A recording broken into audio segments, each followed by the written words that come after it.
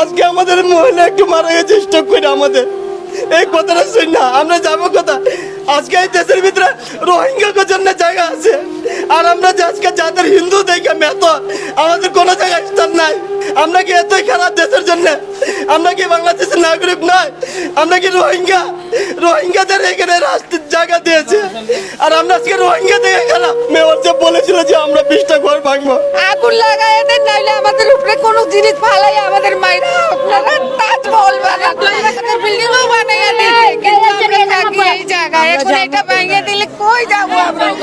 আমাদের গতকালকে আলটিমেটাম দেওয়ার পর উনি একটু ঘাবড়ে গেছিল, ঘাবড়ানোর পর অসুস্থ হয়ে আজকে সকালে মারা গেছে।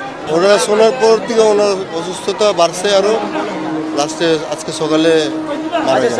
প্রধানমন্ত্রীর কাছে অনুরোধ করবো এই হরিজন সম্প্রদায়ের দিকে তাকানোর জন্য। এই কিভাবে অবৈধভাবে দখল করা হচ্ছে, আমরা কোথায় যাব? পুনর্বাসন ছাড়াই, আমাদেরকে পুনর্বাসন ছাড়াই অবৈধভাবে দখল করা হচ্ছে। মেয়র মহোদয়ের নির্দেশ কিনা আমরা জানতাম না। কি দোষ করছি প্রধানমন্ত্রীর? আমরা কি অনেক খারাপ করেছি তারে ভোট দিয়ে? তাহলে তো আমার কাছে থেকে উনি ভোট পাবে না, কোনোদিন পাবে না। আমাদের হরিজন ঐক্য পরিষদ থেকে কোনোদিনই ভোট পাবে না।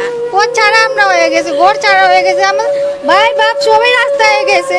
কি খাবার চেয়ে নিয়ে কি খামো না খামো, এটা কোনো ব্যবস্থা নাই আমাদের। ভোটার আইডি কার্ডের ঠিকানা আছে, আমরা ভোট কেন্দ্রতে ভোট দিতে যাই, কেমনে আমরা অবৈধ? আমরা বাংলাদেশের নাগরিক। একটু মহিলা স্ট্রোক করে মারা গেছে। আমাদের কালকে এই কথা বলেছিল, মেয়র যে বলেছিল যে আমরা 20টা ঘর ভাঙবো। আমাদের এখানে দীর্ঘদিন ধরে মনে করে আমাদের হুট করে আজকে বলছে যে লাগায় ঘরটা ভেঙে দিল। আজকে আমাদের মহিলা একটু মারা গেছে স্ট্রোক করে। আমাদের এই কথাটা শুন না, আমরা যাবো কথা। আজকে এই দেশের ভিতরে রোহিঙ্গা জন্য জায়গা আছে, আর আমরা যে আজকে যাদের হিন্দু দেখে মেত, আমাদের কোনো জায়গায় স্থান নাই। আমরা কি এতই খারাপ দেশের জন্য? আমরা কি বাংলাদেশের নাগরিক নয়? আমরা কি রোহিঙ্গাদের এখানে রাস্তার জায়গা দিয়েছে, আর আমরা আজকে রোহিঙ্গা দেখে খারাপ। আজকে আমরা মেথরে আজকে আমার এই অবস্থা আমাদের হয়ে গেল। আপনাদের বিরোধী দেখলো, এটা যে প্রধানমন্ত্রীর কাছে এটা যায়, এটাই আমার রিকোয়েস্ট থাকলো আপনাদের কাছে। আমাদের মারা গেছে মহিলাটা, 2 জন স্ট্রোক করছে, হিট স্ট্রোক করছে, 2 জন স্ট্রোক করছে। বাজারে এখনই মাটি নিয়ে যাচ্ছে, এই যে গাছের নিচে নিয়ে যাচ্ছে, ওই যে লাল দিকে রাতের বিল্ডিংও বানাইয়া দেয়, কিন্তু আমরা থাকি এই জায়গায়। এখন এটা ভেঙে দিলে কই যাবো আমরা? আমাদের আগুন লাগায় দেন, নাইলে আমাদের উপরে কোনো জিনিস ফালাই আমাদের মাইরা আপনারা তাজমহল বানাতে এটা আপত্তি নাই আমাদের, আমাদের আপত্তি নাই। আমরা হাত জোড় করে বসতে আছি, আমরা ভয়ে কোথায় যাবো? এখন আমরা পথে ছাড়ার কোনো জায়গা নেই আমাদের। পথ ছাড়া আমরা হয়ে গেছি, ঘর ছাড়া হয়ে গেছে। আমার ভাই বাপ সবাই রাস্তা হয়ে গেছে। কি খাবার চেয়ে নিয়ে কি খামো না খামো, এটা কোনো ব্যবস্থা নাই আমাদের।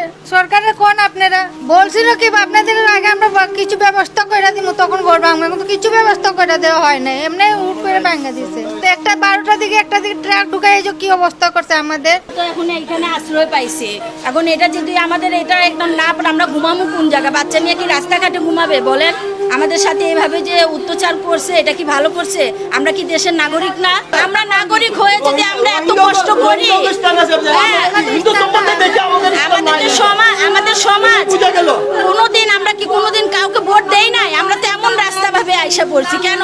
আমরা কি দোষ করছি প্রধানমন্ত্রীর? আমরা কি অনেক খারাপ করেছি তারে ভোট দিয়ে? ওনাকে আমরা কি ভোট দিয়ে খারাপ করলাম না ভালো করলাম? যে আমাদের সাথে খারাপ করলো, আমরা কি খারাপ মানুষ? তাহলে তো আমার কাছে থেকে উনি ভোট পাবে না, কোনোদিন পাবে না। আমাদের হরিজন ঐক্য পরিষদ থেকে কোনোদিনই ভোট পাবে না। গতকালকে আলটিমেটাম দেওয়ার পর উনি একটু ঘাবড়ে গেছিল, ঘাবড়ানোর পর অসুস্থ হয়ে আজকে সকালে মারা গেছে। ওনারা শোনার পর থেকে ওনার অসুস্থতা বাড়ছে, আরও লাস্টে আজকে সকালে মারা গেছে। আমরা সবাই মিলিন্দুল্লাহবাসী আতঙ্কের মধ্যে গত কয়েকদিন যাবৎ থেকে আছি। মেয়র মহোদয়ের নির্দেশ কিনা আমরা জানতাম না, কিন্তু আমাদেরকে বলেছিল উচ্ছেদ করা হবে। আমরা একটা মানববন্ধন করি গতকাল আপনার রবিবার দিন। মেয়র মহোদয় আমাদের নেতাকর্মীকে আশ্বাস দেন যে মাত্র 20টা ঘর ভাঙা হবে। এখন আজকে 20টি না, আমরা যখন জরিপ করা হচ্ছে প্রায় 150 লোকের পরিবার, সেখানে বলা হচ্ছে যে না 20টি পরিবার, মানে অবৈধভাবে এটা দখল করা হচ্ছে। কারণ অবৈধ যদি না হতো, এটা আমাদেরকে যখন মেয়র মহোদয় উচ্ছেদ করতে আসতেন, প্রত্যেকটা মিডিয়া, প্রত্যেকটা সাংবাদিক ভাইয়েরা, আপনারা মাল্টিমিডিয়ারা সবাই আসতো উচ্ছেদের যে কোনো কার্যক্রমে। আজকে উচ্ছেদ হচ্ছে না, উচ্ছেদ যদি হতো আমাদেরকে তাহলে মিডিয়া নিয়ে আসতো।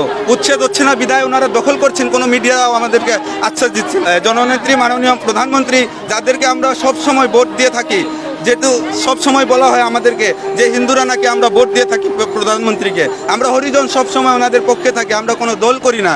যে সরকারি থাকে আমরা সরকারের পক্ষে থাকি। প্রধানমন্ত্রীর কাছে অনুরোধ করবো এই হরিজন সম্প্রদায়ের দিকে তাকানোর জন্য। এই কিভাবে অবৈধভাবে দখল করা হচ্ছে, আমরা কোথায় যাব?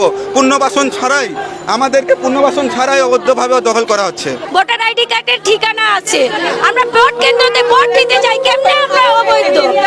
আমরা বাংলাদেশের নাগরিক, আমরা এই ঢাকার নাগরিক, কোথায় যাব আমরা? আমাদের জন্মস্থান এইখানে, আমাদের জন্মস্থান এইখানে। মাননীয় প্রধানমন্ত্রী, আপনি আমাদের 14 গোষ্ঠী 400 বছর ধরে ব্রিটিশ আমল থেকে তারা এই জায়গায় বসবাস করছে, কেন এখন উচ্ছেদ করা হচ্ছে আমাদের?